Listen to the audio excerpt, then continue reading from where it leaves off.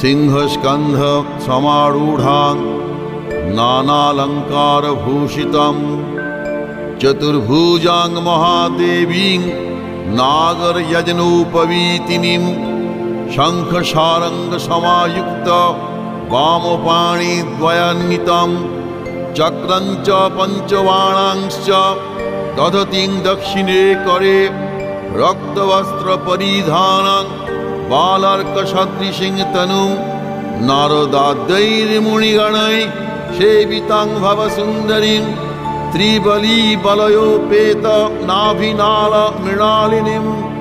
रत्नदीपे महाद्वीपे सिंहासनसमन्विते प्रफुल्लकमलारूढां धैर्यं भवगेहिनीं ॐ दुं जगद्धात्रै